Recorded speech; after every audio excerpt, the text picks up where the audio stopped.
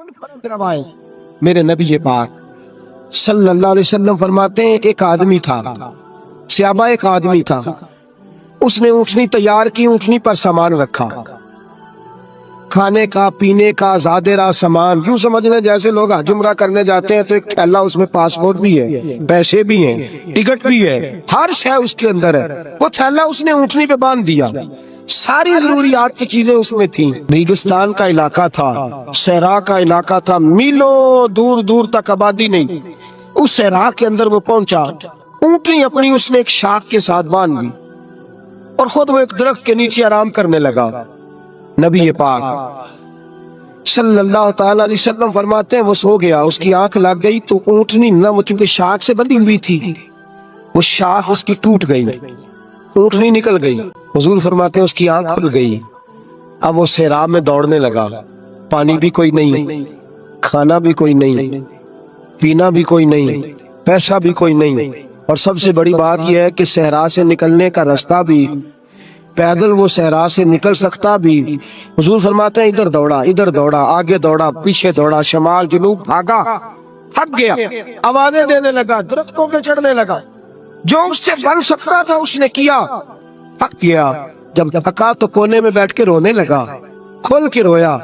اب اسے یقین ہو گیا کہ میری فریاد کو کوئی نہیں پہنچے گا، مشکل ہو گیا میرے لیے۔ حضور فرماتے ہیں وہ ایک درخت کے نیچے بیٹھ کے اپنی موت کا انتظار کرنے لگا کہ اب میرا کوئی حل نہیں بچنے کا، موت ہی آئے گی، موت ہی۔ اچانک اس نے آنکھ کھولی تو اس کی اونٹنی اس کے سامنے کھڑی تھی، سامان بھی مل گیا، پیسے بھی مل گئے، کھانا بھی مل گیا، پانی بھی مل گیا، ہر چیز مل گئی۔ اللہ کے رسول فرماتے ہیں صحابہ بتاؤ اسے کتنی خوشی ہوگی، صحابہ بتاؤ اسے کتنی خوشی ہوگی۔ تو آج صحابی تولنے لگا، ناپنے لگا، بالآخر کہنے لگے حضور یہ تو وہی بتا سکتا ہے جس کو خوشی ہو رہی ہے، ہم تو اندازہ کر سکتے ہیں، پیمانہ رکھ سکتے ہیں، لیکن ہم اس کی خوشی تک پہنچ سکتے۔ میرے نبی کریم صلی اللہ تعالی علیہ وسلم فرماتے ہیں اور صحابہ اسے تو کچھ خوشی بھی نہیں ہوئی، کچھ بھی خوشی نہیں ہوئی، جب رب کا گناہگار بندہ جو کبھی مسجد نہیں آیا، نے کبھی نماز نہیں پڑھی، جو کبھی اس کے حضور حاضر نہیں ہوا، اسے کبھی سجدے کی توفیق نہیں ملی، جس نے کبھی بسم اللہ شریف بھی نہیں پڑھی، فرمایا جب وہ آتا ہے نا پلٹ کے مسجد میں، مسجد نمازیوں سے کھچا کھچ بھری ہے، حاجیوں سے بھری ہوئی ہے، ساجدوں اور عابدوں سے بھری ہوئی ہے، لیکن جب وہ گناہگار آ کے سجدہ کرتا ہے تو فرمایا خدا کو اس صحرا میں پھنسے ہوئے اس مسافر سے بھی زیادہ خوشی حاصل ہوتی ہے، اللہ کو اس سے بھی زیادہ۔ اور کنز المال کی حدیث سنیں گے تو اور خوش ہو جائیں گے کہ توبہ کرنے والے کی خوشی کی۔ میرے نبی پاک صلی اللہ علیہ وسلم فرماتے ہیں ایک شخص تھا، دنیا داری کرتا تھا، بڑا مال، بڑی جائیدادیں، بڑا ڈیرا، بڑا کھانا پینا، بڑا آنا جانا لوگوں کا، بڑے پیسے۔ اچانک حالات کسی وجہ سے بدل گئے، کچھ ایسے معاملات ہو گئے کہ اس کا کاروبار ٹھپ ہو گیا، زمینیں بک گئیں، جائیدادیں اجڑ گئیں، کیونکہ وہ بھی اللہ کی نافرمانی میں مبتلا تھا تو ہر چیز ضائع ہو گئی۔ نبی پاک صلی اللہ علیہ وسلم فرماتے ہیں جب ہر چیز اس کی چلی گئی نا، وہ کبھی مسجد نہیں آیا تھا، بنی اسرائیل کا شخص تھا تو کبھی وہ اللہ تبارک و تعالیٰ کی بارگاہ میں حاضر نہیں ہوا۔ اب جب سب کچھ چلا گیا نا، کوئی وہ دوست سجن جو پہلے بڑے قریب تھے وہ آہستہ آہستہ پیچھے ہٹنے لگے، 2-4 دن تو ادھارے پیسے دیے،